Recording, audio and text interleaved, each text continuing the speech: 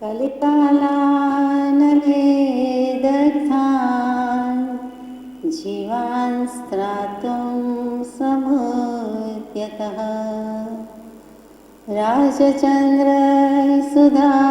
सिन्धुर्नमस्तस्मै स्मराम्यहम् नमो दुर्वाररागादे वैरिवारनिवारिणे अर्हते योगिनाथाय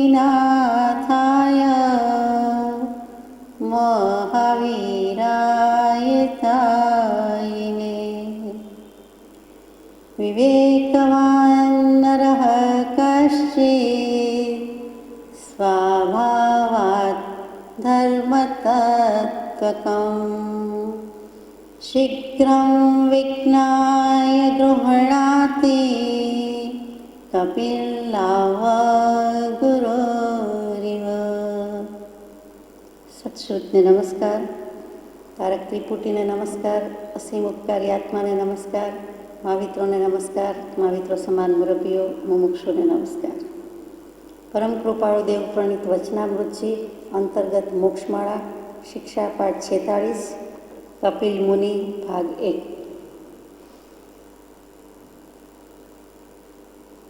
પરમ કૃપાળુ દેવે રાગનો પાઠ લખ્યો, પછી સામાન્ય મનોરથ કહ્યું કે દરેક શ્રાવકે કરવા યોગ્ય મનોરથ શું છે, અને ત્યાર પછી તરત જ દૃષ્ટાંત મૂક્યું કે જીવ ક્યાંથી ક્યાં જાય છે.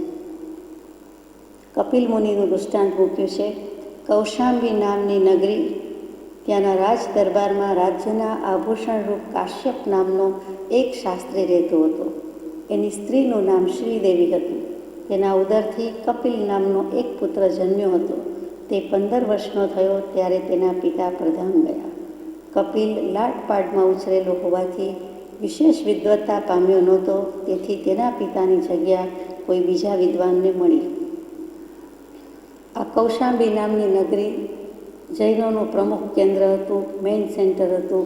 અનાથી મુનિ અને શૈણિક મહારાજાનો સંવાદ જે જગ્યાએ થયો હતો તે ધન્ય ધરા તેવી કૌશાંબી નગરીની વાત છે. તેને ઉત્તરાધનજી સૂત્રમાં પુરાણ પૂર ભેદીની કહે છે. પુરાણ પૂર ભેદીની બહુ મજાની વાત છે, અત્યારે લેતા નથી. યુપીમાં, ઉત્તર પ્રદેશમાં અલ્હાબાદ અને કાનપુર રેલવે લાઇનમાં જો બાય ટ્રેન જતા હોય તોની વાત છે. ભરવાટી નામનું સ્ટેશન આવે છે, અને એ સ્ટેશનથી 30-35 કિલોમીટર દૂર એક ફફોસા કે એવું કંઈક નામ છે, લગભગ ફફોસા જ છે. અને ત્યાંથી 6 કિલોમીટર દૂર એક કુશવા અથવા કોસમ નામનું ગામ આવે છે, નગર આવે છે. તે જ આપણું જૂનું જાણીતું માનીતું કૌશાંબી નગરી. આજે પણ ત્યાં એટલા જ ખંડેર કે અવશેષ મળે છે, જે આપણા બૃહદ ભારત દેશના 18 દેશ કહેવાતા હતા. એટલે કે 18 પ્રાંત કે 18 પ્રદેશ કહેવાય. તેમાં વત્સ જનપદ, વત્સ દેશ જે કહેવાતો, એની રાજધાની, એની કેપિટલ ત્યાં કૌશાંબી નગરી. આજે આપણને એનું કાંઈ મહાત્મ્ય રહ્યું નથી, પણ એક જમાનો હતો. જેમ અહીંથી 40 કિલોમીટર દૂર આવેલું શ્રી સ્તંભન પાર્શ્વનાથ તીર્થ ખંભાત, એનો જમાનો હતો. કેટલા દેરાસરજીનું નગર છે, કેટલા દેરાસરજી, આજે પણ આટલા છે, હજુ પણ ભોમા ભંડારેલા પડ્યા હશે. એમ એ વખતે પણ એ કૌશાંબી નગરીનો જમાનો હતો, ત્યારની વાત છે. તો કૌશાંબી નગરી જીત શત્રુ રાજા, કોઈકવાર પ્રસન્નજીત પણ નામ આવે છે. અને ત્યાં રાજ દરબારમાં રાજ્યના આભૂષણરૂપ પંડિતો હતા. રાજાની રિદ્ધિ સિદ્ધિ સમૃદ્ધિ બધી વસ્તુથી વખણાતી, ગવાતી કે બોલાતી, પણ સાથે સાથે જે દરબાર હોય, જે પંડિત રત્નથી શોભતો હોય, તે રાજ દરબાર વિશેષ પૂજ્ય ગણાતો, વિશેષ સન્માનનીય ગણાતો. એટલે પંડિતોથી એની શોભા હતી. વિદ્યા સર્વત્ર પૂજ્યતે, જ્યાં બધું પૂજાય છે ત્યાં ભલે બધું પૂજાય, ધન ભલે પૂજાય. સર્વે ગુણા કાંચનમ આશ્રયંતે, એટ ધ સેમ ટાઈમ સાથે સાથે વિદ્યાધન જેવું બીજું કોઈ ધન નથી. અને એનું જ્યાં મહાત્મ્ય છે, જ્યાં વિદ્વાનોની સભા છે, વિદ્વાનોનું સન્માન છે, તે રાજદરબાર શોભતો રાજદરબાર હતો. અને એ રાજદરબારમાં રાજ્યના આભૂષણરૂપ કાશ્યપ નામનો એક શાસ્ત્રી રહેતો હતો. એટલે મોટા પંડિત અથવા રાજપુરોહિત આપણી ભાષામાં. અને વળી શાસ્ત્રી હતો, શાસ્ત્રીય જ્ઞાન હતું, શાસ્ત્રનું જ્ઞાન હતું, શાસ્ત્રો ભણેલો હતો. એની સ્ત્રીનું નામ શ્રીદેવી હતું. કોઈક વખત પાઠાંતરમાં એનું નામ બીજું પણ આવશે, અહીંયા શ્રીદેવી છે. તેના ઉદરથી કપિલ નામે એક પુત્ર જન્મ્યો. 15 વર્ષનો થયો, પિતા પરધામ ગયા. હવે કપિલ 15 વર્ષ સુધી લાલન પાલનમાં, લાડકોડમાં, લાડપાલમાં ઉછરેલો હોવાથી જોઈએ તેવો ભણ્યો નહોતો. જોઈએ તેવો ભણ્યો નહોતો એટલે કે વાંચતા લખતા આવડે, પણ વિશેષ જે બ્રાહ્મણો પંડિતો 14 વિદ્યાના પારંગત કહેવાય, મુખ્ય 14 વિદ્યા છે, 14 વિદ્યામાં પારંગત, એમાંનો કોઈ સબ્જેક્ટ, વિષય કે જ્ઞાન પામ્યો નહોતો. માત્ર વાંચતા લખતા આવડે એથી કંઈ કામ સરે નહીં. એટલે વિશેષ ભણેલો નહોતો, વિશેષ અભ્યાસ નહોતો, અક્ષર જ્ઞાન હતું પણ શાસ્ત્ર જ્ઞાન નહોતું. હવે એ પુત્ર એ જગ્યા લઈ શકતો નથી, એ ભણ્યો નથી, એટલે પિતાની જગ્યા કોઈ બીજાને મળી. અને પછી વાત આગળ ચાલે છે કે હવે કાશ્યપ જે પૂંજી કમાઈને ગયા હતા તે કમાવામાં અશક્ત એવા કપિલે ખાઈને પૂરી કરી. મા દીકરાએ જેટલી બચ્યું હતું તે પૂરું કર્યું. શ્રીદેવી એક દિવસ ઘરના બારણામાં ઊભી હતી. શ્રીદેવી એટલે પાઠાંતરે ક્યાંય યશા નામના બેન છે તે. ત્યાં 2-4 નોકરો સહિત પોતાના પતિની શાસ્ત્રીય પદવી પામેલો વિદ્વાન જતો તેને જોવામાં આવ્યો. ઘણા માનથી જતા આ શાસ્ત્રીને જોઈને શ્રીદેવીને પોતાની પૂર્વ સ્થિતિનું સ્મરણ થઈ આવ્યું કે જ્યારે મારા પતિ આ પદવી પર હતા ત્યારે હું કેવું સુખ ભોગવતી હતી. એ મારું સુખ તો ગયું, પરંતુ મારો આ પુત્ર પણ પૂરું ભણ્યો નહીં એવો વિચાર કરે છે. 4 નોકરો એ પતિને લઈ જતા હોય છે, બીજા શાસ્ત્રીજીને લઈ જતા હોય છે, પંડિતજીને લઈ જતા હોય છે. ઘોડા પર સવાર કરીને માથે રાજાની જેમ પંડિતને શોભે એવું છત્ર રાખીને, રાજાથી થોડુંક ઓછું ઉતરતું ઊણું પણ એવું વિદ્યાનું જાણે જ્ઞાનનું પ્રતીક હોય એમ રત્ન લઈને એ છત્ર લઈને જતા હતા. એવા પહેલાં પણ રાજપુરોહિત એવા હતા, પણ એનો દેહ છૂટી ગયો. એની જગ્યાએ જે આવ્યા છે એવા વિદ્વાનને માન પાન નોકર ચાકર સાથે દરબારમાં જતા જોઈને આ શ્રીદેવીની આંખમાંથી દળદળ આંસુ સરે છે. આંખમાંથી દળદળ આંસુ ખરવા માંડ્યા. વિચારમાં ડોલતા ડોલતા એ પ્રમાણે બન્યું. એવામાં ફરતો ફરતો કપિલ ત્યાં આવી પહોંચ્યો. આંસુ દળદળ ખરે છે. દળદળ શું છે? એટલે જેમ કોઈ વસ્તુ ઝટઝટ સરી જાય, ઝટપટ સરી જાય, ખડખડ પાણી વહેતું જાય, એવી રીતે ટપકતું જાય, સરતું જાય, ઝરતું જાય, તેવી રીતે દળ દળ એક પછી એક સતત આંસુ ઢળે છે, ટપકે છે. ત્યાં કપિલ આવીને કહે છે કે માં, કેમ આમ? રડતી જોઈને તેનું કારણ પૂછ્યું. કપિલના બહુ આગ્રહથી શ્રીદેવીએ જે હતું તે કહી બતાવ્યું. પછી કપિલ બોલ્યો, જો માં, હું બુદ્ધિશાળી છું, પરંતુ મારી બુદ્ધિનો ઉપયોગ જોઈએ તેવો થઈ શક્યો નથી, એટલે વિદ્યા વગર હું એ પદવી પામ્યો નથી. તું કહે તો ત્યાં જઈને હું હવે મારાથી બનતી વિદ્યા સાધ્ય કરું. અત્યાર સુધી હું ભણ્યો નથી, બુદ્ધિ તો છે જ મારામાં, મેં બુદ્ધિનો ઉપયોગ કર્યો નથી. આ અવતરણ ચિહ્નમાં મૂકેલું છે, ઇન્વર્ટેડ કોમાઝમાં, એટલે કે કૃપાળુદેવે કપિલ દેવના મુખે, કપિલ મુનિના મુખે, આ કપિલ હજી તો કપિલ જ છે, એના મુખે આવું લખ્યું છે. એટલે ત્યાં સંસ્કાર જે પુત્રના પારણામાંથી છે તે દેખાઈ આવે છે.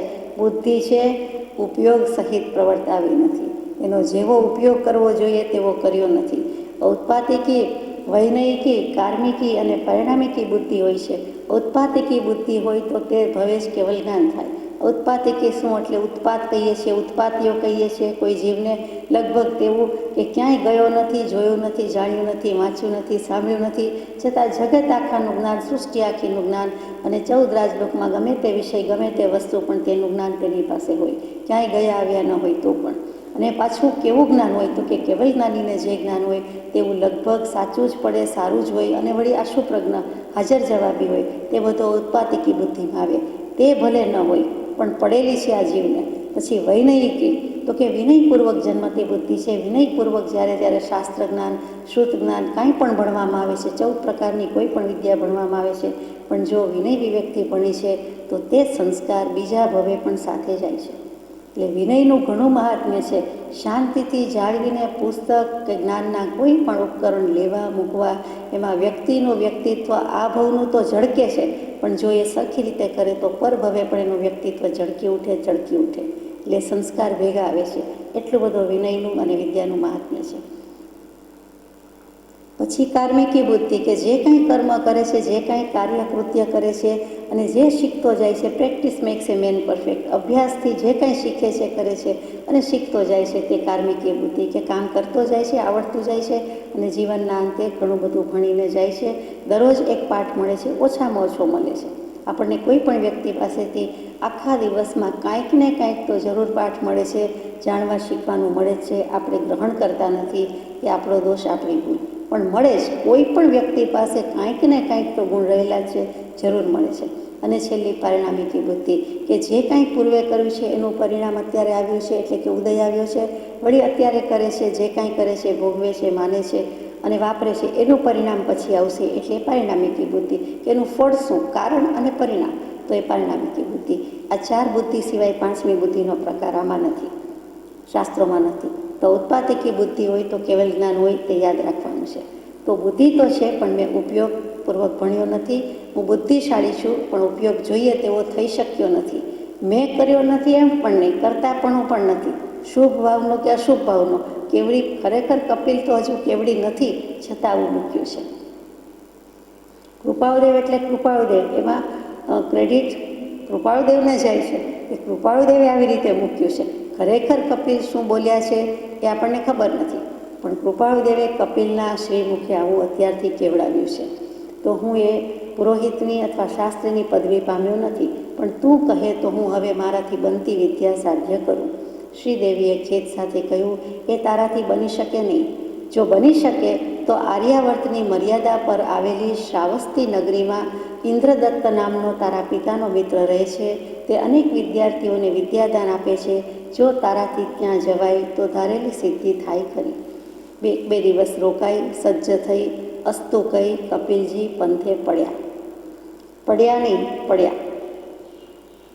હવે રસ્તે પડવાની વાત આવી તો શું કહે છે કે તારાથી જો બની શકે તો આ જગ્યાએ મળે છે. ત્યાં માં એમ કહેતા નથી કે એકનો એક છે, હું એકલી થઈ જાઉં, તું ભણીને શું કરશે, હવે જે હશે તે છાશને રોટલો સાથે ખાઈશું, તારે ભણવા જવાની શી જરૂર છે, એમ કહેતા નથી. ભણવું જોઈએ, અભ્યાસ કરવો જોઈએ, અધ્યયન કરવું જોઈએ. આ જગ્યાએ જ્ઞાનદાન છે, વિદ્યાદાન છે, વિદ્યાશાળા છે, પાઠશાળા છે, તું ત્યાં જા. અને એ વળી પિતાના મિત્ર હોવાથી તને જરૂર જ્ઞાનદાન આપશે. ત્યાં મોકલે છે આર્યાવર્તની મર્યાદા પર આવેલી આર્યભૂમિમાં જ મોકલે છે, વિદેશમાં પરદેશમાં મોકલ્યા નથી. આર્યભૂમિ કહેતા રૂ વત્તા આવર્ત, એના પરથી થયું કે જે સત છે, જ્યાંથી સતની પ્રાપ્તિ થઈ શકે છે, જ્યાંથી આત્મજ્ઞની પ્રાપ્તિ થાય, આત્મજ્ઞાન થાય, ધર્મ કર્મ થઈ શકે, તેનું નામ આર્યભૂમિ. તો આર્યખંડ, આર્યોની નિવાસભૂમિ, ઇન્ડિયાની વાત કરીએ તો મધ્ય ઉત્તર ભારત, એની પૂર્વ અને પશ્ચિમ સમુદ્રો રહેલા છે. ઉત્તર દક્ષિણમાં હિમાલય, વિંધ્યગીરી જેવા પર્વતો રહેલા છે. એટલે કે આમ સેન્ટરમાં મધ્યપ્રદેશ કહીએ તે, અને આમ જુઓ તો ઉત્તર મધ્ય અથવા તો મધ્ય ઉત્તર જે કહ્યું તે, એટલે તે પ્રદેશની વાત છે. ત્યાં મોકલે છે. ત્યાં શ્રાવસ્તી નગરી આવે છે. શ્રાવસ્તી નગરી પણ શાસ્ત્રોમાં જીનાગમમાં આવે જ આવે. એ નગરીમાં શું થયું હતું તો કે કેશી સ્વામી અને ગૌતમ સ્વામીનો સંવાદ થયો હતો. એ રીતે એ વખણાઈ ગઈ છે પૃથ્વી કે ભૂમિ. એ ધન્ય ભૂમિ હતી. પાર્શ્વનાથ પ્રભુ 23મા તીર્થંકર, તેના ગણધર કેશી સ્વામી, એટલે કે જૂના શિષ્ય. અને નવા તીર્થંકર પછી મહાવીર સ્વામી થયા, તો મહાવીર સ્વામીના શિષ્ય એ ગૌતમ ગણધર. તો ગૌતમ ગણધર છે તે વખતની વાત છે. તો હવે સિનિયર પણ ખરેખર તો 23મા તીર્થંકરના ગણધર કે શિષ્ય છે તે કેશી સ્વામી કહેવાય, અને એમ જ છે. અને 24માના ગૌતમ છે તે જુનિયર છે, પછી થયા છે. બંનેના બોધમાં, ધર્મમાં ભેદ નથી. તેમ છતાં જે સંવાદ થાય છે તેમાં આપણે જાણીએ છીએ કે કેશી સ્વામીએ નાના તો પણ શું, વય સાથે જોવાનું નથી. અત્યારે પ્રત્યક્ષપણામાં એ છે મહાવીર તીર્થંકર થઈ ગયા, એમના પટ્ટ શિષ્યને જે સોંપ્યું હોય તે મહાવીરનું શાસન હોવાથી તે મને માન્ય છે, એમ કરીને કેશી સ્વામીએ ગૌતમ ગણધરને માન્ય કર્યા છે, આપણે જાણીએ છીએ. આ શ્રાવસ્તી નગરીમાં બનેલી સત્ય ઘટના છે. સંભવનાથ ભગવાનનું જન્મ કલ્યાણક થયું, એટલે કે જન્મભૂમિ, તે પણ શ્રાવસ્તી નગરીમાં. એ પણ યુપીમાં જ આવ્યું, ઉત્તર પ્રદેશમાં આવ્યું. બહિરાઈચ કરીને ગામ છે, ત્યાંથી 40 કિલોમીટર 45 કિલોમીટર દૂર. અને ફૈજાબાદથી ગોંડા રોડ પર જતાં એક બલરામપુર આવે, લગભગ મોરબીથી વવાણિયા થાય તેટલું, 35 કિલોમીટર. અને ત્યાંથી 15 કિલોમીટર જાય એટલે સહેટ મહેટ નામનું ગામ આવે. એ સહેટ મહેટ, ત્યાં એવા ખંડેર પણ છે, તે બીજું કાંઈ નહીં પણ જૂની શ્રાવસ્તી નગરી, જેને શાસ્ત્રોમાં સાવત્થી તીર્થ કહે છે. કોઈ કે સાવત્તી તીર્થ ક્યાં આવ્યું? સાવત્તી તીર્થમાં થોડા વર્ષો પહેલાં બહુ ભવ્ય ઉત્સવ થઈ ગયો. તે સાવત્તી તીર્થ એ ભારતના 18 પ્રદેશમાં કુણાલ પ્રદેશની રાજધાની હતી, તે શ્રાવસ્તી નગરી. ત્યાં ભણવા મોકલ્યા. એટલે બંને વસ્તુ બની છે તો તે જ એક સ્ટેટથી બીજું સ્ટેટ, વધારે ક્યાંય દૂર મોકલ્યા નથી, તે મુદ્દો છે. તે જમાનામાં આટલું પણ દૂર લાગે. આજે આપણને ઉત્તર ભારત થોડુંક તો દૂર લાગે છે, તો તે જમાનામાં લાગે એમાં નવાઈ નથી. ત્યાં ઇન્દ્રદત્ત નામનો પિતાનો મિત્ર છે, ત્યાં જાય છે. 1-2 દિવસ જ ઘરમાં રોકાય છે. જેવી વાત થઈ એટલે તરત જ તૈયારી કરીને આવતા વર્ષે વાત, નેક્સ્ટ સેમેસ્ટર લઈશું, નેક્સ્ટ યર જઈશું એવું નથી. તરત જ તરકદાનને મહાપૂન એટલે કે છે અસ્તુ કહીને કપિલજી પંથે પડ્યા. અસ્તુ એટલે શું? તો કે ભલે, હજો, થજો એ પણ અર્થ થાય, અને અસ્તુ એટલે પીડા. હવે ઘર છોડવાની, માં છોડવાની પીડા પણ, દર્દ પણ આવ્યું, અને સાથે સાથે ભણવા જવામાં જે અનસર્ટનિટી હોય, અનિશ્ચિતતા હોય, કેવું હશે, કેમ હશે, ફાવશે કે નહીં, કેવી રીતે ભણીશ, ક્યાં રહીશ, ક્યાં જમીશ, શું કરીશ, એ બધા સવાલ આવીને ઊભા રહીએ. એનું નામ પણ અસ્તુ. અસ્તુ એટલે માત્ર હજો થજો નહીં. અસ્થિ એટલે છે અસ્તિત્વ. અસ્તુ એટલે સંસ્કૃતમાં હજો અને થજો. તથાસ્તુ કહીએ તે પ્રમાણે હજો, તે પ્રમાણે થજો. અહીંયા અસ્તુ એટલે આ પીડા અને દર્દ પણ છે, અને ભલે હું માતાજી આ પ્રમાણે જઈશ એ પણ છે, બંને છે. કપિલજી પંથે પડ્યા. દ નથી, અડ છે. એટલે વિચાર માગી લે કે પંથે પડ્યા એટલે શું? તો કે જેમ પ્રતિજ્ઞા પાડવી, અને પ્રતિજ્ઞા પાડી લે તો એમ કે મારાથી પ્રતિજ્ઞા પાડી શકાય, અથવા તો પ્રતિજ્ઞા પડી એટલે આજ્ઞા પડી એટલે કે પાલન કર્યું, મેં પાડવામાં આવી, મારા વડે પાડવામાં આવી, આજ્ઞા માની. એવી રીતે કપિલજી પંથે પડ્યા એટલે રસ્તો માન્ય કર્યો, રસ્તે પડ્યો. આપણી સાદી ભાષામાં ઉપડ્યો. પડ્યો નહીં, રસ્તે પડ્યો, અને એનો જ બીજી ભાષામાં કે હવે એ પગ એના જવા ઉપડ્યા, પ્રસ્થાન કર્યું, એટલે ત્યાં પંથે પડ્યા એટલે રસ્તે પડી ગયા. એ કૃપાળુદેવે કેવો સરસ શબ્દ પ્રયોગ કર્યો છે.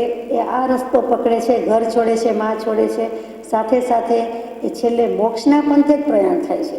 એટલે રસ્તો જ પકડી લીધો, પંથે પડ્યા. મહાજનો યેન ગતઃ સહપંથ. જે મહાપુરુષો જે પંથે ગયા છે તે રસ્તો છે, એના પગલે પગલે ચાલવું તે રસ્તો છે. એટલે મોક્ષનો રસ્તો, મોક્ષના માર્ગે પડી ગયા. અહીંયાથી જ કહેવાય વિદ્યાભ્યાસ, પણ સાચી આત્મવિદ્યા પ્રાપ્ત કરીને જંપે છે એટલે પંથે પડ્યા.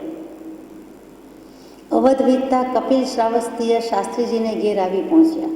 પ્રણામ કરીને પોતાનો ઇતિહાસ કહી બતાવ્યો. શાસ્ત્રીજીએ મિત્રપુત્રને વિદ્યાદાન દેવાને માટે બહુ આનંદ દેખાડ્યો, પણ કપિલ આગળ કંઈ પૂંજી નહોતી કે તેમાંથી ખાઈ અને અભ્યાસ કરી શકે. એથી કરીને તેને નગરમાં યાચવા જવું પડતું હતું. યાચતા યાચતા બપોર થઈ જતા હતા. પછી રસોઈ કરે અને જમે ત્યાં સાંજનો થોડો ભાગ જ બચતો રહેતો હતો, એટલે કંઈ અભ્યાસ કરી શકતો નહોતો. પંડિતે તેનું કારણ પૂછ્યું ત્યારે કપિલે તે કહી બતાવ્યું. પંડિત તેને એક ગૃહસ્થ પાસે તેડી ગયા, અને હંમેશ ભોજન મળે એવી ગોઠવણ એક વિધવા બ્રાહ્મણીને ત્યાં તે ગૃહસ્થે કપિલની અનુકંપા ખાતર કરી દીધી, જેથી કપિલને તે એક ચિંતા ઓછી થઈ. ફરીથી અવધ વીતતા થોડીક લિમિટ પૂરી થતાં, એટલે કે રસ્તાની મર્યાદા, રસ્તો કાપતા કાપતા, માર્ગ કપાતા કપાતા, ચાલતા ચાલતા કપિલ શ્રાવસ્તી નગરીમાં શાસ્ત્રીજીને ઘેર પહોંચ્યા. પહોંચીને પ્રણામ કહે છે. મારા માતાશ્રીએ મોકલો છે ને મારા પિતાજી નથી, અને ઉદ્ધતાય અવિનય અવિવેક નથી, પણ પ્રણામ કરે છે, વિનય કરે છે. અને પછી પોતાનો ઇતિહાસ અથથી ઇતિહાસ ઇતિ આ પ્રમાણે જે કંઈ હતું તે અત્યાર સુધીમાં જે હયાતીમાં હતું તે, એટલે કે ભૂતકાળમાં બન્યું તે, ઇતિ તે પ્રમાણે બન્યું, અને પછી આસ, આસ એટલે થયું ભૂતકાળ, એટલે આ પ્રમાણે આજ સુધીમાં બન્યું તેમ નામ ઇતિ આસ, એટલે જે થયું છે તે ઘટના કંઈ બતાવી. શાસ્ત્રીજીએ મિત્રપુત્રને વિદ્યાદાન દેવા માટે બહુ આનંદ બતાવ્યો કે ખુશીથી તું મારે ત્યાં ક્યાંથી તને જરૂર ભણાવીશ. પણ કપિલ પાસે કંઈ પૂંજી નહોતી, કંઈ મૂડી નહોતી, કંઈ પૈસા નહોતા કે ખાય અને અભ્યાસ કરે, એટલે જમે ક્યાં તો થોડું ઘણું પણ બ્રાહ્મણના દાવે બધે ફરી કરીને કંઈ માગી ભીખીને કરે છે તો ગુજરાન ચલાવે, અને આ યાચતા યાચતા તો વિદ્યા અભ્યાસનો સમય રહેતો નથી, એટલે હવે શું કરવું? એટલા માટે એ પણ વ્યવસ્થા કરે છે, ને એક ગૃહસ્થ પાસે તેડી ગયા. એ ગૃહસ્થ એટલે બીજું કોઈ નહીં, આ મહાવીર સ્વામીના સમયની વાત છે. તે સમયમાં થઈ ગયેલા શાલિભદ્ર રાજાની વાત, શાલિભદ્ર શ્રેષ્ઠીની વાત છે. શાલિભદ્ર શ્રેષ્ઠી જે હમણાં માથે ન જોઈએ ગાઈએ છીએ તે શાલિભદ્રજી રાજા કરતાં શ્રેણિક મહારાજાના સમયની વાત, મહાવીર સ્વામીના સમયની વાત. શ્રેણિક મહારાજા કરતાં પણ જેની પાસે અધિક ધન છે તેવા શાલિભદ્રજી, અને તે શાલિભદ્રજીના ઘરે મોકલે છે. તો શાલિભદ્રજીના ઘરે પણ જમાડે છે કોણ, રાખે છે કોણ? તો કે નાનું કંઈ ઘર હોય તેમાં કોઈ એક દાસી છે તેને ત્યાં, એ પણ વિધવા બ્રાહ્મણી છે, એને ત્યાં મોકલે છે અને તે તેને જમાડે છે. અને તે રીતે કપિલની આ ચિંતા ઓછી થઈ છે. અહીંયા પહેલો પાઠ પૂરો થયો. કપિલ મુનિ ભાગ 2. એ નાની ચિંતા ઓછી થઈ, ત્યાં બીજી મોટી જંજાળ ઊભી થઈ. ત્યાં જમતા જમતા રહેતા કરતાં ભદ્રિક કપિલ હવે યુવાન થયો હતો. કે જે 12-15 વર્ષનો હતો, 14-15 વર્ષનો હતો, એ યુવાનીના ઉંમરે આવી ગયો છે. અને જેને ત્યાં જમવા હતો તે વિધવા બાઈ પણ યુવાન હતી. તેની સાથે તેના ઘરમાં બીજું કોઈ માણસ નહોતું. હંમેશનો પરસ્પરનો વાતચીતનો સંબંધ વધ્યો, વધીને હાસ્ય વિનોદ રૂપે થયો. એમ કરતાં કરતાં બંનેને પ્રીતિ બંધાઈ અને કપિલ તેનાથી લુબ્ધાયો. એકાંત બહુ અનિષ્ટ ચીજ છે. જંજાળ ઊભી થઈ ગઈ. સંસાર કેમ ચલાવવો ખબર નથી, સંસારની જવાબદારી ખબર નથી, સંસારનું ભાન પણ નથી. અને ત્યાં આ બાઈ પણ એકાંતમાં છે, એકલા રહે છે, એ વિધવા છે. એટલે કે એક વખત પતિ હતો પણ યુવાવસ્થા છે, બાલ્યાવસ્થામાં શું સગાઈ, શું લગ્ન અને શું વૈધવ્ય આવ્યું. તો એ વખતે એને પણ આ એકાંત મળ્યું છે અને કપિલ બ્રાહ્મણને પણ એકાંત મળ્યું. શરૂઆતમાં માત્ર પરસ્પરની વાતચીતનો સંબંધ છે, પરિચય છે, પરિચયમાંથી પરિણયમાં પ્રણય સુધી પહોંચી જાય છે. અને એમ કરતાં કરતાં કપિલને આકર્ષણ થઈ ગયું. કપિલ પણ લોભાયો.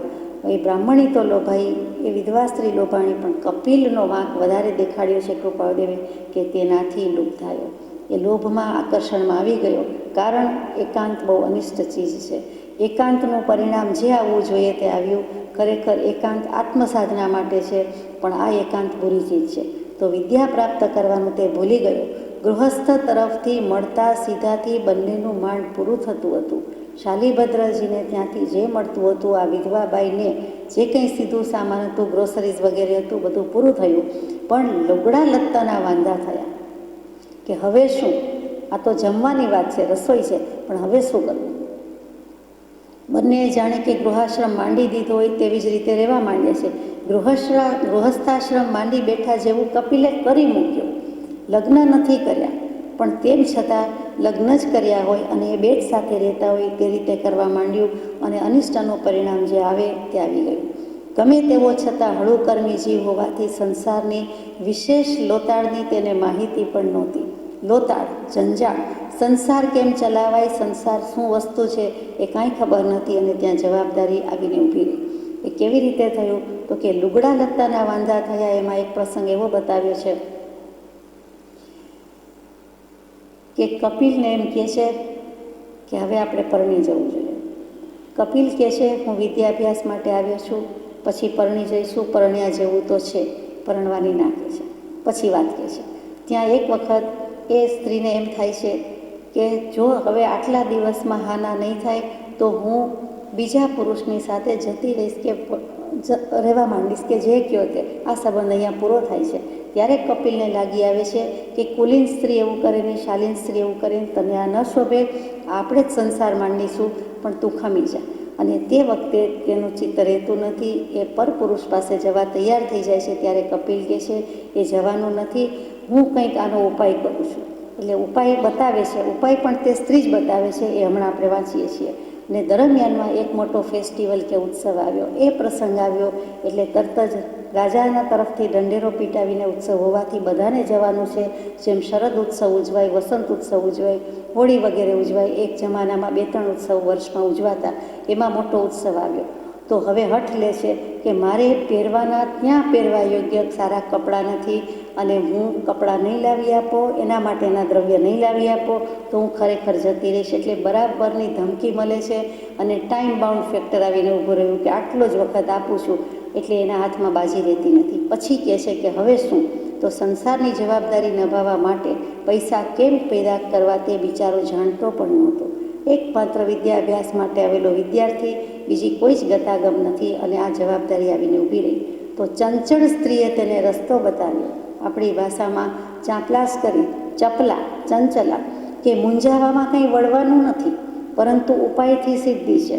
આ ગામના રાજાનો એવો નિયમ છે કે સવારમાં પહેલો જઈને જે બ્રાહ્મણ આશીર્વાદ આપે તેને તે 2 માસા સોનું આપે છે. સવાર પડે તેની રાહ જોવા માટે એની પાસે હવે સમય નથી, પણ આ જોવી પડે છે. અહીંયા એમ છે કે રાજાનો એવો નિયમ છે, કોઈક વખત શાલિભદ્રજીની વાત હોવાથી ધનના શાલિભદ્ર શાળા બનાવી છે, તો કોઈક પાઠાંતરે કોઈક જગ્યાએ એમ પણ આવે કે ધનના શ્રેષ્ઠીને ત્યાં એને મોકલે છે. જે હોય તે, પણ તેનો નિયમ છે. રાજા છે એટલે રાજા દાન આપતો હોય એ વધારે શક્ય છે, પણ ધનાશેઠ પણ એવા જ હતા, બંને શક્યતા છે. તો જે પણ આપતું હોય તે સવારમાં ધનાશેઠ કહે છે, મને જે જગાડે તેને હું 2 માસા સોનું આપું, પહેલો મને જગાડી જાય તે. હવે જુઓ, એમાં પણ એ પણ જ્ઞાની થવાના છે, એટલે એની પણ ભાવના એવી જ છે. આ શું શાલિભદ્રજી, શું ધન્નાજી? તો કે જગાડે એટલે શું? તો કે આ મોહની નિંદમાં સૂતા છીએ, ઊંઘતા જગાડે એમ નહીં, સવાર પડ્યું ને જગાડે એમ નહીં. પહેલો જે મળે તે, કોઈક એવો ધન્ય દિવસ આવે કે કોઈક જ્ઞાની પુરુષ આવી જાય એને જગાડી દે. તો ધન્નાશેઠનું એવું એક જાહેર ફરમાન હતું. અહીંયા રાજા છે તો રાજાનું લઈએ. તો જે આશીર્વાદ બ્રાહ્મણ આપે એને એમ થાય છે કે મને સવારના પોરમાં એનું મુખ જોઈને એને આશીર્વાદ દાતા કોઈ નીકળો. જે આશીર્વાદ આપનાર બ્રાહ્મણ છે જાય છે એને એમ થાય છે કે ઓહો, મને સવારના પોરમાં કોઈના તરફથી દાન મળ્યું. બંનેની યોગ્યતા જોવા જેવી છે, વિચારવા જેવી છે. 2 માસા સોનું એટલે કેટલું? આ જમાનામાં પણ આટલા ભાવ વધી ગયા હોય તો 1 તોલો સોનું કહે તો પણ ઘણાને સંતોષ થઈ જાય કે બહુ થઈ ગયું. આપણે એકતાથી વધારે જોઈતું નથી. 21,000 રૂપિયા છે, 15,000 રૂપિયા છે, 11,000 રૂપિયા છે, જે હોય તે બહુ થઈ ગયા. તો 2 માસા સોનું એટલે 1 માસા એટલે 8 રતી. આપ જાણો છો, સોના, રૂપા અને મોતી ત્રણેય માપવાનું જે એકમ હતું તેમાં માસા કહેવાય છે. અત્યારે આમાં વપરાતું નથી એટલે આપણને બહુ ખ્યાલ નથી આવતો, પણ માર્શ શબ્દ છે એના પરથી માસા થઈ ગયું. આપણે આટલું યાદ રાખીએ કે 2 માસા એટલે 16 રતી સોનું. તો ત્યાં જઈને પ્રથમ આશીર્વાદ આપવા તૈયારી કરે છે. કપિલે આ વાતની હા કહી કે ભલે હું લઈ આવીશ. 8 દિવસ સુધી આટા ખાધા, પણ વખત વીત્યા પછી જાય એટલે કંઈ વળે નહીં. એની પહેલાં કોઈક પહોંચી જ ગયો હોય એટલે એનો નંબર 2 થઈ જાય એટલે એને મળી શકે નહીં. કોઈ વાર 5 થાય, કોઈ વાર 3 થાય, કોઈ વાર 7 થાય, પણ 8 દિવસ સુધી એનો મેળ પડ્યો નહીં. એટલે એક દિવસ એવો નિશ્ચય કર્યો કે સહેજ માટે જ મોડું થઈ જાય છે, તો જો હું ચોકમાં સૂઈ જાઉં તો ચીવટ રાખીને ઉઠાશે, પછી તે ચોકમાં સૂતું. એટલે તે ચોકમાં જ, જેમ રેલવેના રિઝર્વેશન્સ માટે ટિકિટ લેવા માટે આપણે કોઈ વાર પહેલાં સાંભળતા કે કોઈ તે સ્ટેશન પર જ સૂઈ જાય જેથી કરીને લાઇનમાં તરત જ પેલું ઊભું રહી જવાય. તો અધરાત ભાગતા ચંદ્રનો ઉદય થયો. કપિલે પ્રભાત સમીપ જાણીને મુઠ્ઠીઓ વાળીને આશીર્વાદ દેવા માટે દોડતા જવું પડ્યું. ચંદ્રોદય થઈ ગયો એટલે એમ થઈ ગયું કે હવે મારી પહેલાં આજે પણ કોઈ પહોંચી ગયું હશે. તો કોઈ સમય નહોતો, 7 વાગ્યાનો, 8 વાગ્યાનો સૂર્યોદય અને ચંદ્રનો અસ્ત થઈ જાય તે એટલે ચંદ્રપ્રકાશ ન હોય અને સૂર્યોદય. પણ આપણે જાણીએ છીએ કે કેટલીક દિવસ, કેટલીક રાત્રિએ, કેટલીક વખત એવું બને છે કે ચંદ્ર અને સૂર્ય બંને હોય છે. ઘણી વખત સૂર્યાસ્ત ન થયો હોય ત્યાં ચંદ્રનો ઉદય દેખાય છે. એવી જ રીતે સવારના સમયે થાય છે કે આ બાજુ ચંદ્ર છે, હજુ ચંદ્રોદય ચાલુ જ છે, એનો અસ્ત થયો નથી અને સૂર્યોદય પણ થયો નથી, પણ દેખીતી રીતે એમ લાગે છે સમય ઘડિયાળ પ્રમાણે નથી. એટલે ચંદ્ર સૂર્ય બંને છે, શું કરવું? તો હજુ સૂર્ય ઉગ્યો નથી તો ચંદ્રનો ઉદય જ ચાલુ છે. એમ કરીને તે અધરાત મધરાતમાં ગયો, એટલે કે સવાર પડતા પહેલાં પહોંચી ગયો. કપિલે પ્રભાત સમીપ જાણીને મુઠ્ઠીઓ વાળીને આશીર્વાદ દેવા માટે દોડતા જવા માંડ્યું. પાછો દોડ્યો કે પાછું કાંઈક 5-10 ફૂટ માટે રહી જઈશ તો રક્ષપાળે ચોર જાણીને તેને પકડી રાખ્યો. આ કર્મનો ઉદય. ત્યાં માલિકને હજુ તો રખેવાળને એમ થઈ જાય છે કે આ ચોર છે, મુઠ્ઠી વાળીને ભાગે છે, દોડે છે પરોઢિયામાં, એટલે જરૂર કાંઈક ચોરી કરી છે તો જ આવું કરે. એટલે એક કરતાં બીજું થઈ પડ્યું. પ્રભાત થયું એટલે રક્ષપાળે તેને લઈ જઈને રાજાની સમક્ષ ઊભો રાખ્યો. કપિલ બેભાન જેવો ઊભો રહ્યો. એક તો રાતનો ઉજાગરો, વળી દોડ્યો, વળી થાક્યો અને વળી મનોમંથન અને ઊભો રહ્યો. એમાં બેભાન જેવો જ છે. આત્માનું ભાન નથી એટલે બેભાન છે જ. એટલે કૃપાળદેવે બેભાન જેવું લખ્યું છે. રાજાએ તેના ચોરના લક્ષણ ભાળ્યા નહીં, ભાસ્યા નહીં. રાજાને તે ચોર હોય એવું કોઈ રીતે લાગ્યું નહીં. દેખાવમાં ગરીબડો, રાંકડો અને બેભાન જેવો, અને થયું આ ચોર હોઈ શકે જ નહીં, વળી ઉંમર નાની છે. એથી તેને સઘળું વૃત્તાંત પૂછ્યું કે શું હકીકત થઈ છે. તો ચંદ્રના પ્રકાશને સૂર્ય સમાન ગણનારની ભદ્રિકતા પર રાજાને દયા આવી કે ચંદ્રનો ઉદય ચાલુ છે, પણ એને એમ થઈ ગયું કે જાણે સૂર્ય ઉગી ગયો, સૂર્યોદય થઈ ગયો. એમ કરીને દોડ્યો. કેટલો ભલો, ભોળો, સરળ, નિર્દોષ આ બાળક છે, આ યુવાન છે. તેની દરિદ્રતા ટાળવા માટે રાજાને ઈચ્છા થઈ. એથી કપિલને કહ્યું, આશીર્વાદને માટે થઈ તારે જો આટલી તરખડ થઈ પડી છે તો હવે તારી ઈચ્છા પૂરતું તું માગી લે. આ તરખડ શબ્દ સૌરાષ્ટ્રમાં તો સંભળાય વપરાય છે, અહીંયા ખબર નથી. ત્રિષઠ તરખડ એટલે ખટપટ કહીએ છીએ તે જ છે. તે ખટપટ શબ્દ આ ત્રિખડમાંથી જ આવ્યો છે. ત્રિખડ, તરષઠ, ત્રિખડ, પછી ત્રિષઠ, એમાંથી તરખડ અને તરખડનું થઈ ગયું ખટપટ. તારે આટલી બધી કડાકૂટ થઈ પડી, ખટપટ થઈ પડી છે, તો તારી ઈચ્છા પૂરતું તું માગી લે, હું તને અવશ્ય આપીશ. કપિલ થોડી વાર મૂઢ જેવો રહ્યો. હું મૂઢ છું, અનાથ છું, નિરાશ્રિત છું, મહાકુંવાર બન્યો છું, પ્રપંચમાં પડ્યો છું. તે આ વસ્તુ પ્રપંચ શું? માયા કપટ. પ્રપંચ શું? 5 ઇન્દ્રિયનો વિસ્તાર. કાયા, જીભ, નાક, આંખ ને કાન, આ 5 ઇન્દ્રિયના વિષયમાં પ્રવર્તન છે. એથી રાજાએ કહ્યું, કેમ વિપ્ર કંઈ માગતા નથી? બ્રાહ્મણનો પર્યાય શબ્દ વિપ્ર સુંદર શબ્દ છે. વિશેષ અને પ્રકૃષ્ટ, જે પહેલું જાણે છે, જે વિશેષ જાણે છે, એટલે બ્રાહ્મણને જ જાણે કે વિદ્યાનો ઇજારો હોય તેમ વિપ્ર. તો કપિલે ઉત્તર આપ્યો, મારું મન હજુ સ્થિર થયું નથી, એટલે શું માગવું તે સૂચતું નથી. કહે ને, હું કન્ફ્યુઝ થઈ ગયો છું, હું નર્વસ થઈ ગયો છું, હું ગભરાઈ ગયો છું, હું મૂંઝાઈ ગયો છું, હું કંઈ માગી શકતો નથી, શું માગવું તે ખબર પડતી નથી. એટલે કેટલી નિર્દોષતા છે, નિખાલસતા છે, નિર્વ્યાજ સરળતા છે, ખરેખર સંસારથી કોઈ જ ખબર નથી, એટલો ભદ્રિક છે. રાજાએ સામેના બાગમાં જઈ ત્યાં બેસી ને સ્વસ્થતાપૂર્વક વિચાર કરી કપિલને માગવાનું કહ્યું. એટલે કપિલ તે બાગમાં જઈને વિચાર કરવા બેઠો. જુઓ, આ સુગ્ન છે. આ બધા પુરુષો શાણા પુરુષ થવા સર્જાયેલા છે, ભગવાન થવા સર્જાયેલા છે. એટલે હવે બગીચામાં વિચાર કરવાની પણ છૂટ આપી એવું ભાગ્યે જ બને. વળી શબ્દ પ્રયોગ શું છે કૃપાળુદેવનો? મન હજુ સ્થિર થયું નથી. આત્માનો ઉપયોગ જ્યારે વિચાર કરવાનું કામ કરે છે ત્યારે જ તે મન કહેવાય છે. સંકલ્પ વિકલ્પ કરે છે ત્યારે જ તે મન કહેવાય છે. તો મન અત્યારે હજુ ચંચળ છે. શું માગવું એ સ્થિર નથી, મન સ્થિર નથી, એટલે કે હજુ અહીંયા આત્મજ્ઞાન કે કેવલ જ્ઞાન નથી, ઉપયોગ સ્થિર થયો નથી, આત્માનું જ્ઞાન થયું નથી, ભાન થયું નથી. એટલે બેભાન લખ્યું, મૂઢ લખ્યું, કેમ કે આત્માનું જ્ઞાન નથી એટલે અજ્ઞાન છે, નિરાશ્રિત, મૂઢ. અને અહીંયા પાછું સ્થિર નથી એટલે પોતાને આત્મજ્ઞાન નથી, ઉપયોગ હજુ સ્થિર થયો નથી, એકવાર પણ સમ્યક થયો નથી. તો કેવલ જ્ઞાન થાય ત્યારે મન સંપૂર્ણ શાશ્વત કાળ માટે સ્થિર કહેવાય. હવે કપિલ બાગમાં જઈને બેઠો. અહીંયા બીજો પાઠ પૂરો થાય છે. 3 પાઠમાં કપિલ મુનિની વાત છે. અહીંયા હવે આપણે ત્રીજો ભાગ લઈએ છીએ. શિક્ષા પાઠ 48, કપિલ મુનિ ભાગ 3. 2 માસા સોનું લેવાની જેની ઈચ્છા હતી તે કપિલ હવે તૃષ્ણા તરંગમાં ઘસડાયો. 2 માસા સોનું, 16 રત્તી સોનું મને આપી દે, એના નિયમ પ્રમાણે આપે, મારે કાંઈ વિશેષ માગવું નથી, એનો જે નિયમ છે તે. પણ ત્યાં તૃષ્ણા તરંગમાં ઘસડાયો. દરિયા કિનારે પાણીમાં પગ ભીંજાવા પલળવા ગયા હોય અને ત્યાં મોજું નજીક આવી જાય, અથવા આપણને મોજા પાસે જવાનું મન થાય, જે કયો તે. આ તો પોતે મોજા પાસે ગયો કે તૃષ્ણાનું તરંગ મોજું એની પાસે આવ્યું, એકદમ જાણે સુનામી થવાનું હોય એમ એ તરંગ આવી ગયું. એ ઘસડાયો, એમાં પડી જાય એવી રીતે ક્યાં જાય છે તે જોઈએ. 5 મોર માગવાની ઈચ્છા કરી તો ત્યાં વિચાર આવ્યો કે 5થી કંઈ પૂરું થનાર નથી. 2 માસા સોનું, એમાંથી 5 સોનામોર માગવાની ઈચ્છા કરી. સોનામોર એટલે આપણી ભાષામાં બિસ્કિટ કહો કે કોઈન કહો કે સિક્કા કહો તે.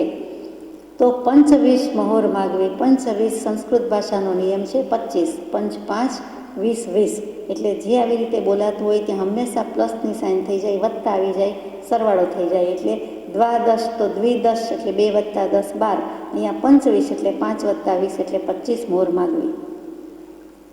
એ વિચાર પણ ફર્યો, 25 મોરથી કંઈ આખું વર્ષ ઉતરાય નહીં, માટે 100 મોર માગવી. આખું વરસ કાંઈ એમાંથી પાર પડે નહીં, ઉતરી જવાય નહીં. જેમ નદી પાર ઉતરવાની હોય તેમ વરસ કાંઈ નીકળે નહીં. 25 મોરમાં શું થાય, માટે 100 મોર માગવી. વળી ત્યાં વિચાર ફર્યો કે 100 મોરે 2 વર્ષ ઉતરે, વૈભવ ભોગવી, પાછા દુઃખના દુઃખ, માટે 1000 મોરની યાચના કરવી ઠીક છે. જુઓ ક્યાંથી ક્યાં જાય છે. 2 માસામાંથી 5 સોના મોર, 25 સોના મોર, 100 સોના મોર, પછી કે 1000 હોય તો ઠીક, નહીં તો પાછા દુઃખી થઈ જઈએ. અને એક વખત વૈભવ ભોગવ્યા પછી, એક વખત લાઈફસ્ટાઈલ જરાક ઊંચી ગયા પછી, સ્ટેન્ડર્ડ ઓફ લિવિંગ હાઈ થયા પછી પાછું વળવું બહુ વસવું છે, આપણે જાણીએ છીએ. તો 1000 મોરે છોકરા છૈયાના 2-4 ખર્ચ આવે કે એવું થાય તો પૂરું પણ શું થાય? 100માંથી 1000 માગવી ઠીક છે એમ વિચાર આવ્યો તો 1000 મોરમાં પાછા બાળકો હોય તો એના 2-4 ખર્ચ આવે કે એવું તેવું પૂરું થાય, ત્યાં પૂરું શું થાય? માટે 10,000 મોર માગવી કે જેથી જિંદગી પર્યંત પણ ચિંતા નહીં. ત્યાં વળી ઈચ્છા ફરી. 10,000 મોર ખવાઈ જાય એટલે પાછી મૂડી વગરના થઈ રહેવું પડે. માટે 1,00,000 મોરની માગણી કરું કે જેના વ્યાજમાં બધા વૈભવ ભોગવું. પણ જીવ લક્ષાધિપતિ તો ઘણા હોય છે. આ જમાનામાં એમ છે, તે જમાનામાં તે હતું. એમાં આપણે નામાંકિત ક્યાંથી થવાના? એવા તો અનેક હોય.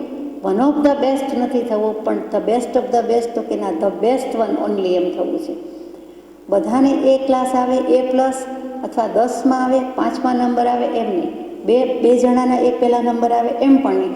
હું જ પહેલો નંબર, મારી પાસે જ સૌથી વધારે ધન, એવું થયું. લક્ષાધિપતિ ઘણા છે, પણ નામાંકિત લક્ષાધિપતિ, જેમ 56 કરોડ ધન હોય અને 56 કોટી ધ્વજા બંધાતી, અથવા 56 લાખ ધન હોય અને તે વખતે મકાન કયો, મહાલય કયો, મહેલ હોય, મોટું મકાન હોય, હવેલી હોય, એની ઉપર એ ધજા રાખવામાં આવતી, ખરેખર ધજા રાખવામાં આવતી, જેથી લોકોને ખબર પડે કે આની પાસે આટલા લાખ કે આટલા કરોડના આસામી છે અને આ ધનવાનનું ઘર છે, શ્રીમંતનું ઘર છે, અહીંયા આપણે કંઈક જઈને ઊભા રહેવાય તેવી જગ્યા છે.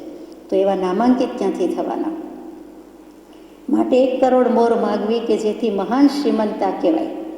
56 કરોડથી પણ ચડવાની વાત આવી, 56 લાખથી ચડવાની વાત. વળી પાછો રંગ ફર્યો મહાન શ્રીમંતાથી, પણ ઘેર કાંઈ અમલ કહેવાય નહીં.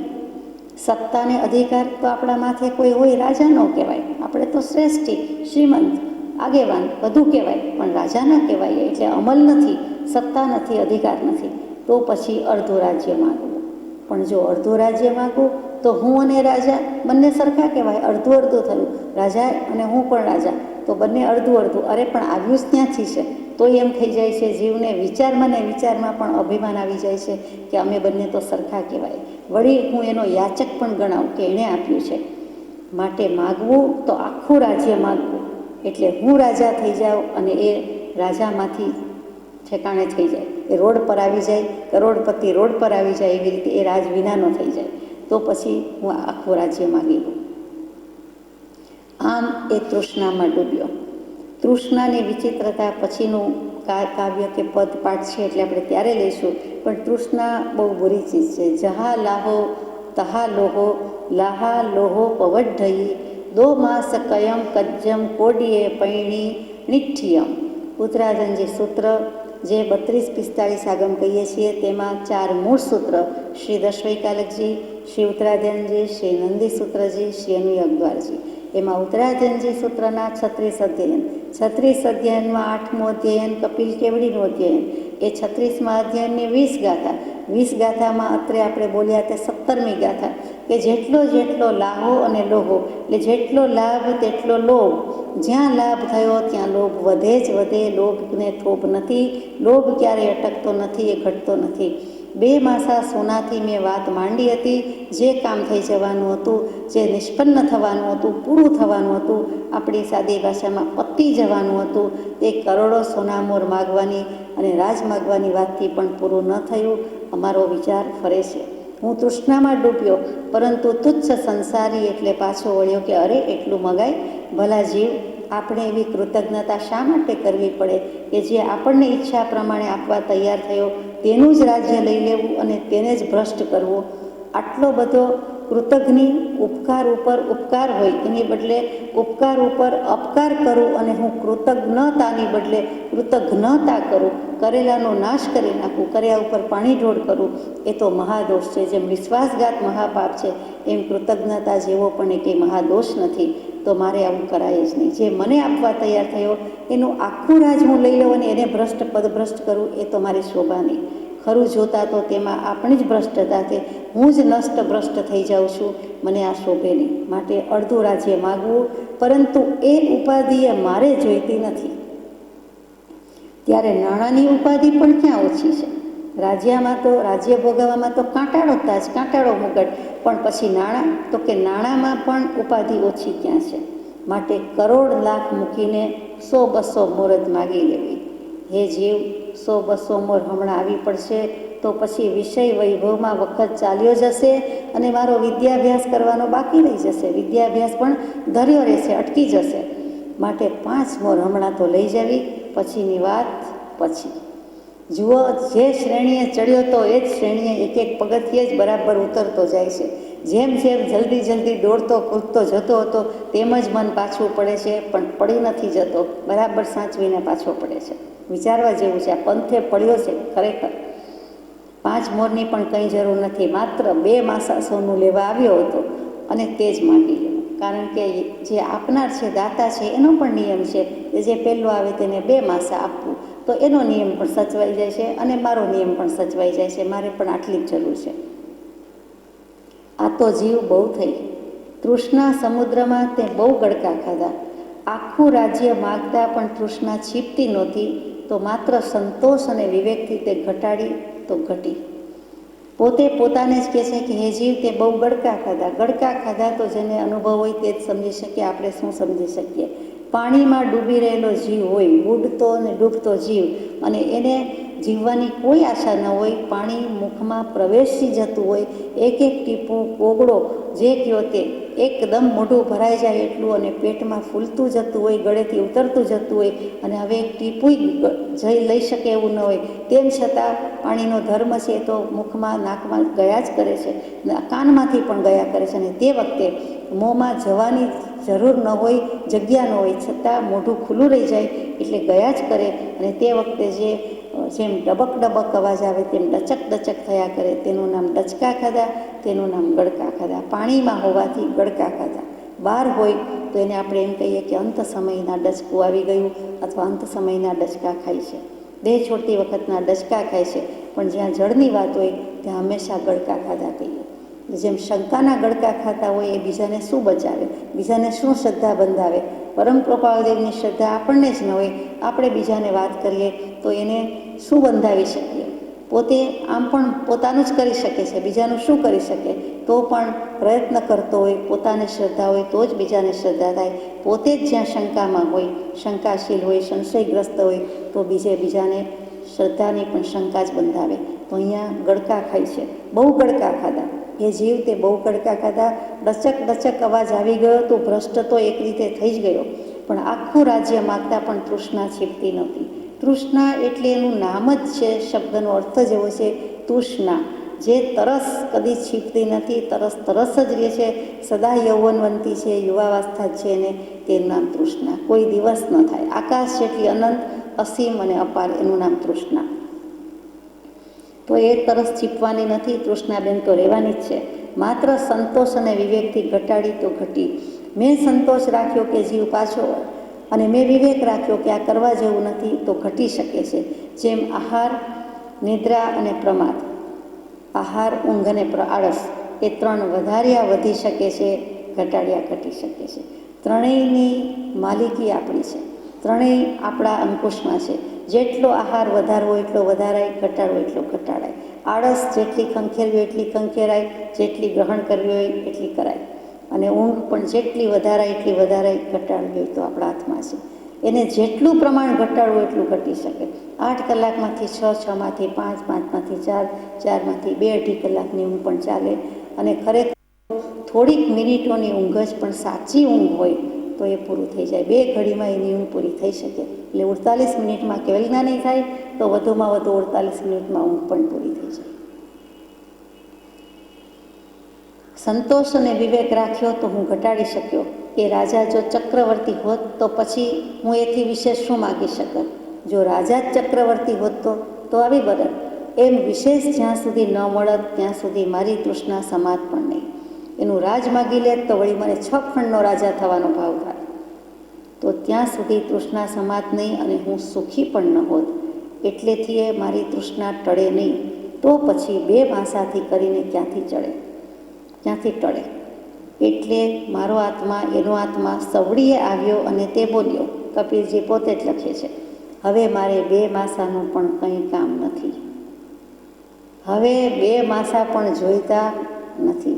2 માસાથી વધીને હું કેટલે સુધી પહોંચ્યો. મૂળમાં હતું, તૃષ્ણાનું બીજ હતું તો એ વૃક્ષ થયું ને. મારે આ બી પણ જોઈતું નથી. 2 માસા કોને કામ છે? મારે શું કામ લેવું જોઈએ? સુખ તો સંતોષમાં છે. સંતોષમાં જ છે, કૃપાળદેવ લખે છે, જ લખ્યું છે. તૃષ્ણા એ સંસાર વૃક્ષનું બીજ છે, એનો હે જીવ તારે શું ખપ છે. વિદ્યા લેતા તું વિષયમાં પડી ગયો, વિષયમાં પડવાથી આ ઉપાધિમાં પડ્યો, ઉપાધિ વડે કરીને અનંત તૃષ્ણા સમુદ્રના તરંગમાં તું પડ્યો. એક ઉપાધિમાંથી આ સંસારમાં એમ અનંત ઉપાધિ વેઠવી પડે છે. આથી એનો ત્યાગ કરવો ઉચિત છે. તૃષ્ણાનો ત્યાગ સાથે સંસારનો ત્યાગ કરવો ઉચિત છે, એમ કપિલજીના મનોમંથનમાં આવ્યું. હવે આ મનોમંથન આ રીતે વિચાર્યું કે જેટલો ચડતો ગયો એટલો જ પછી ભાવ ઉતરતો ગયો કે મારે કાંઈ જોઈતું નથી. એ વખતે તીવ્ર ઉત્કટ ઉહાપો છે, તીવ્ર મનોમંથન છે, અને એ મનોમંથનના અંતે એને જાતિ સ્મરણ જ્ઞાન પ્રગટે છે. જેવું જાતિ સ્મરણ જ્ઞાન પ્રગટ્યું કે તરત થાય છે કે મને આ શોભે નહીં, મારે આ કરવાનું નથી, હું શું કરવા આવ્યો હતો. મેં એ વિધવા સ્ત્રી એના પ્રેમમાં પડ્યો, એ મારી હતી નહીં અને મારે એને કરાય, અને મેં એની સાથે પ્રેમ કર્યો અને કાંઈ નહીં એની સાથે કર્યો, કોઈની સાથે કરાય નહીં. વળી કરવા આવ્યો તો વિદ્યા અભ્યાસ ભણવા આવ્યો હતો, એટલે મેં માનો પણ વિશ્વાસઘાત કર્યો કે મને પ્રેમથી સહન કરીને, દુઃખ સહન કરીને ભણવા મોકલ્યો તો મેં એ પણ અનાદર કર્યો, હું ભણ્યો નહીં, અથવા તો વચ્ચે મેં ઉપાધિ કરી. વળી વિધવા સ્ત્રી સાથે મેં પરિચય પ્રણય કર્યો, વળી ગુરુનો પણ દ્રોહ કર્યો કે મને જ્ઞાન આપવા તૈયાર છે તો એના પ્રમાણે એના સમયે મેં જ્ઞાન પ્રાપ્તિમાં પણ કચાશ કરી. તો આ બધા જ મારા ગુના છે, આ મને શોભે જ નહીં. અને તરત જ જાતિ સ્મરણ જ્ઞાન થતાં વિચારમાં પડી ગયા કે હું વિષયમાં પડ્યો એટલે ઉપાધિમાં પડ્યો. એક વિષયને જીતતા જીત્યો સૌ સંસાર, નૃપતિ જીતતા જીતીએ દળપુરને અધિકાર. મેં વિષયને જીતી લેવો છે, અને નૃપતિ જીતતા એટલે રાજા પાસે ગયો, માગવાનો હતો તો રાજપદ માગવાનો હતો, હું જીતી જવાનો હતો, એ મારે જતું નથી. એ માગી લીધું હોત તો બધું હોત, પણ હું વિષયને જ જીતી જાઉં છું, મારે હવે કાંઈ જોઈતું નથી.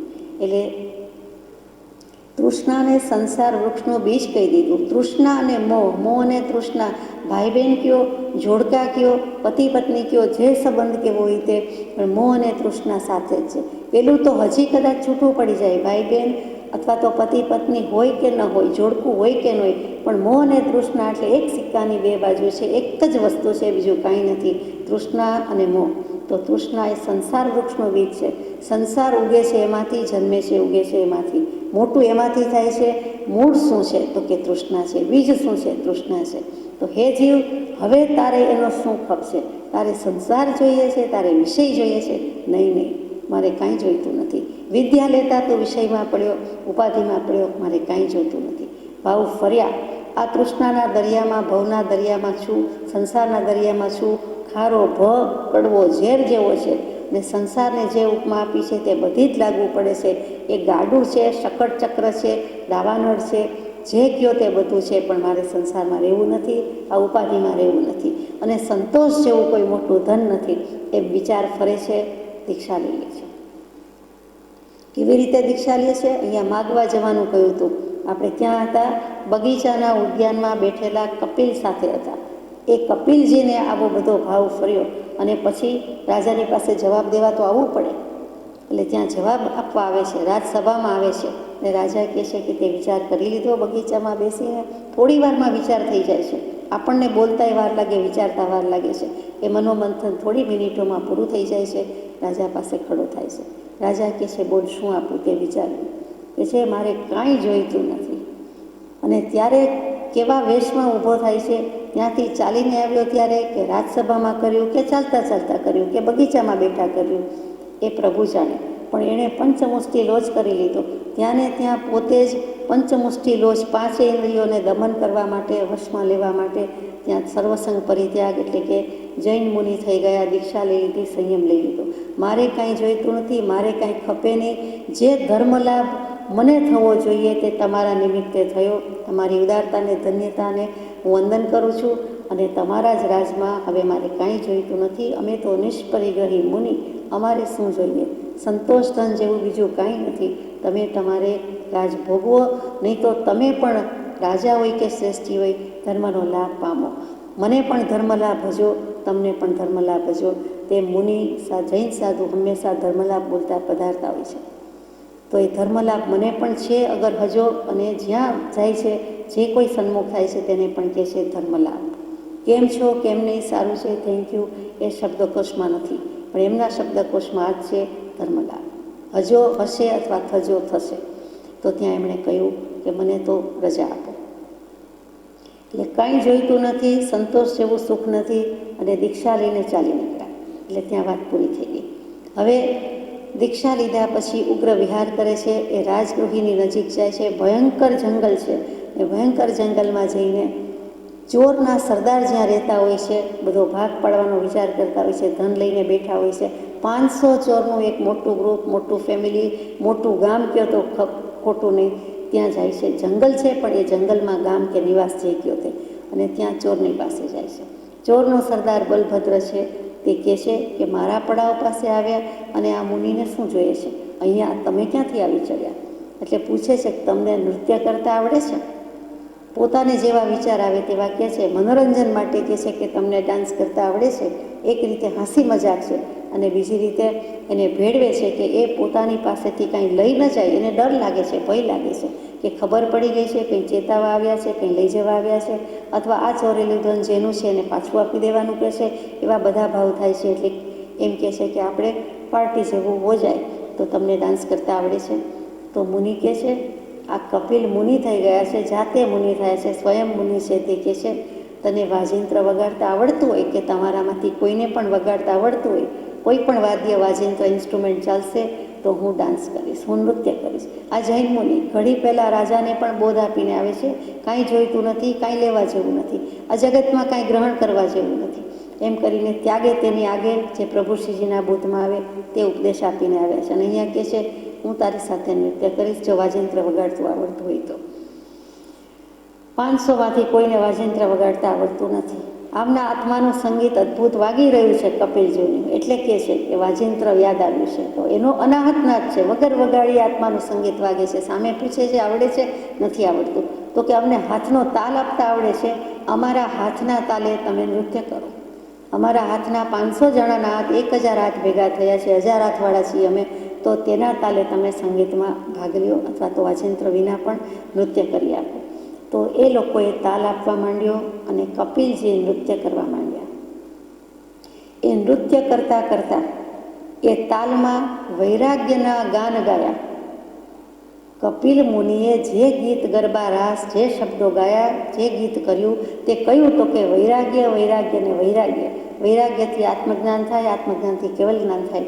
તો વૈરાગ્ય પ્રચુર ગીત, ગાયન, ગાન, વૈરાગ્યના ગાનનું તાન, અને આ બાજુ આમનો તાલ, એમાં સૌ ચોરોને આવી ગયું, સ્પર્શી ગયું, અને એને આત્માનું ભાન થઈ ગયું કે અમે આત્મા છીએ, હું આત્મા છું, હું દેહાદી શરીર નથી. તો પછી આ ચોરેલું ધન કે બીજું કોઈ ધન કંઈ મારું નથી, મારા નથી. પોતાને તો ભાન થઈ ગયું હતું, કપિલ મુનિને તો ભાન હતું જ. હવે આ ચોરને પણ થયું. 500 ચોરને સરદાર સહિત, બલભદ્ર સરદાર સહિત 500 ચોરને આત્માનું ભાન થયું અને ગાવા લાગ્યા. સદગુરુના ઉપદેશથી આવ્યું અપૂર્વ ભાન, નિજપદ નિજમાં હી લયું, દૂર થયું અજ્ઞાન.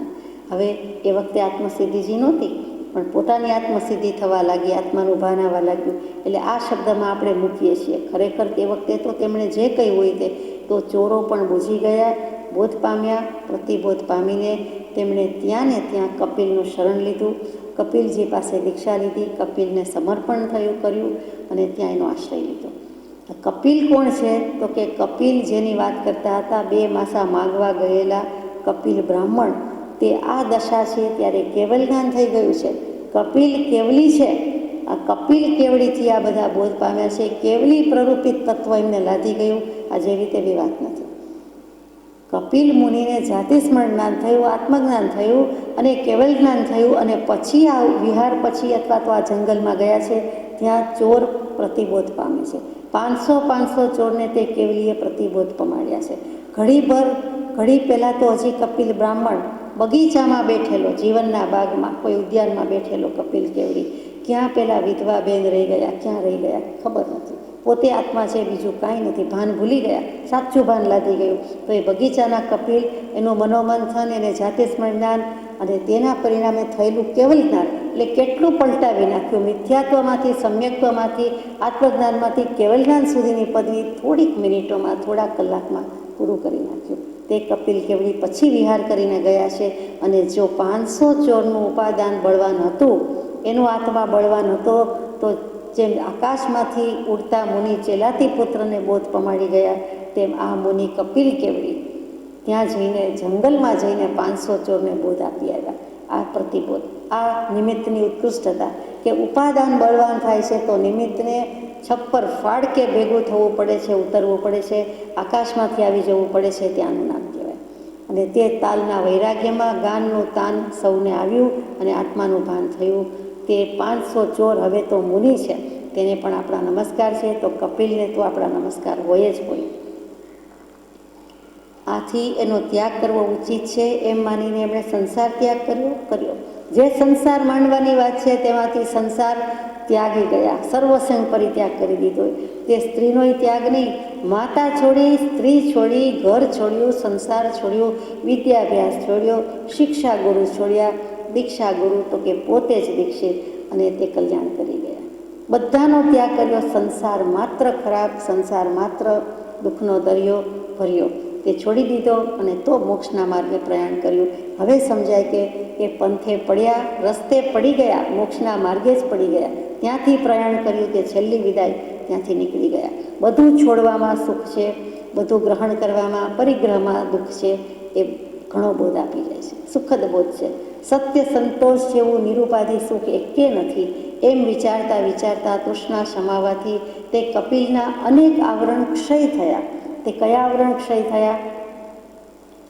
શ્રેણી ક્ષપકતણી કરીને આરૂઢતા, અનન્ય ચિંતન અતિશય શુદ્ધ સ્વભાવજો, અપૂર્વાવસર એવો ક્યારે આવશે. અનેક આવરણ ક્ષય થયા, એમનેમ નથી થતા. અંતઃકરણ પ્રફુલ્લિત અને બહુ વિવેકશીલ થયું. આત્માનો સુખ આનંદ ચાખ્યો, પૂરેપૂરો ચાખ્યો, એટલે પ્રસન્ન થયા. અહીંયા તો કેવલ જ્ઞાનની વાત છે. વિવેકમાં ને વિવેકમાં ઉત્તમ જ્ઞાન વડે તે સ્વાત્માનો વિચાર કરી શક્યો. અપૂર્વ શ્રેણીએ ચડી તે કૈવલ્ય જ્ઞાન પામ્યો એમ કહેવાય છે. એટલે કેવલ જ્ઞાન થતાં પહેલાંની વાત મૂકી કે અનેક આવરણ ક્ષય થયા, એટલે મોહનીયના ક્ષય થયા. મોહનીય કર્મ ગયું એટલે તરત જ જ્ઞાનાવરણીય અને દર્શનાવરણીય ક્ષય થયા. એટલે સર્વજ્ઞતા પ્રગટી, સર્વદર્શિતા પ્રગટી. કેવલ જ્ઞાની થયા, કેવલ દર્શની થયા. એટલે આત્મામાં આનંદ અને વિવેકનો કોઈ પાર નથી. ઉત્તમ એવો આત્મા અને ઉત્તમ એવું જ્ઞાન એટલે કેવલ જ્ઞાન પામી ગયા. એટલે જ અનન્ય ચિંતન, અતિશય શુદ્ધ સ્વભાવ, સ્વભાવનું ભાન તે સમ્યક દર્શન, આત્મદર્શન, આત્મજ્ઞાન. પછી સ્વભાવનું ભાન છેક સુધી ટકાવી શકે છે. અનન્ય ચિંતન છે, એના જેવું બીજું કાંઈ નથી. તે શ્રેષ્ઠ એકમાત્ર આત્મા, આત્માને આત્મા, સહજાત્મ સ્વરૂપી આત્મા. અને અતિશય શુદ્ધ સ્વભાવ પ્રગટ્યો. બધી અતિ પાણી ભરે છે, બધી અતિ સૂઈ જાય છે, તેનું નામ અતિશય. અને તેથી કરીને તે પોતે આત્મા થઈને રહ્યા, કેવલ જ્ઞાની થઈ ગયા. આત્માનું જ કેવલ સેવન કરે છે. અપૂર્વ શ્રેણીએ ચડી તે કૈવલ્ય જ્ઞાનને પામ્યો. એ અપૂર્વ શ્રેણી એટલે ક્ષપક શ્રેણી. અપૂર્વ, પ્રાયોર ટુ, પહેલાં કદી એવા ભાવો થયા નથી, એવા ભાવો જાગ્યા. અનંત કાળના અનંત પૂતગલ પરાવર્તનમાં એવો ભાવ કદી જાગ્યો નથી. તેવો પરમ જાગૃત સ્વભાવ, પરમ જાગૃત ભાવ થયો, ભજ્યો, અને એની શ્રેણીએ ચડ્યા. એના જ પગથિયા, એ જ શ્રેણી, શુક્લ ધ્યાનની શ્રેણીએ ચડી ગયા. ક્ષાયિક ભાવ પ્રગટ્યો, તેનું જ નામ કેવલ જ્ઞાન. ક્ષાયિક ભાવ પ્રગટ્યો એટલે કે કેવલ જ્ઞાન થયું, અને કેવલ જ્ઞાન થયું એટલે ક્ષાયિક ભાવ થઈ ગયો એમ કેવું. એના કરતાં ક્ષાયિક ભાવ કેવલ જ્ઞાન, અને પછી 5 જ્ઞાન એટલે કે 5મું જ્ઞાન કેવલ જ્ઞાન થતાં 9 નિધાન એ લબ્ધિ નિધાન કહીએ તે પ્રગટી ગઈ. 9 નિધાન કઈ હોય તો કે આ જ બધી 5 અંતરાય કર્મની પ્રકૃતિનો ક્ષય થવો, અને જે દાન, લાભ, ભોગ, ઉપભોગ, વીર્ય એ 5 અંતરાય કર્મની પ્રકૃતિ, એનો સંપૂર્ણ ક્ષય થયો. અને સાથે સાથે નાનાવર્ણીય, દર્શનાવર્ણીય, મોહનીયનો ક્ષય હોવાથી એમને અનંત જ્ઞાન, અનંત દર્શન, અનંત સુખ, અનંત વીર્ય પ્રગટ્યું. એટલે એ 4 આત્માની અનંત ચતુષ્ટય અને અંતરાય કર્મની 5 પ્રકૃતિ છતાં એ 5 સુખ, એટલે 9 પ્રકારના નિધાન પ્રગટી ગયા. તે 9 નિધાન, 9 નિધિ ખુલી ગયા. તે કેવલ જ્ઞાન છે. તો આ ક્ષપક શ્રેણીએ ચડેલા કપિલ કેવડીની વાત છે. બોધમાં કહે છે, તૃષ્ણા કેવી કનિષ્ઠ વસ્તુ છે. જ્ઞાનીઓ એમ કહે છે કે તૃષ્ણા આકાશના જેવી અનંત છે. નિરંતર તે નવયૌવન રહે છે. કંઈક ચાહના જેટલું મળ્યું એટલે ચાહનાને વધારી દે છે.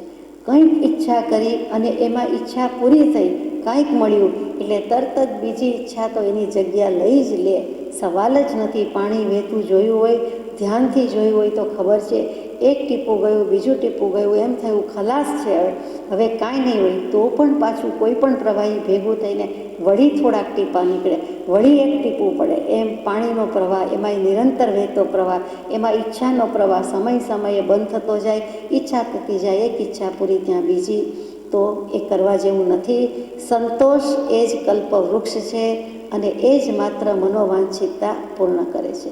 સંતોષ કલ્પવૃક્ષ છે. માગેલું મળશે, ઈચ્છેલું મળશે, વગર માગે મળશે, બીજું એકેય મોટું સુખ નથી, મોટું વૃક્ષ નથી. કલ્પવૃક્ષ કંઈ હોય તો એક સત્સંગ છે, એક સંતોષ છે. એ જ માત્ર મનોવાંછિતતા પૂર્ણ કરે. સંતોષી નર સદા સુખી, જબ આવે સંતોષ ધન, સબદુન ધૂલ સમાન. સજાત્મ સ્વરૂપ પરમ ગુરુ સુખધામ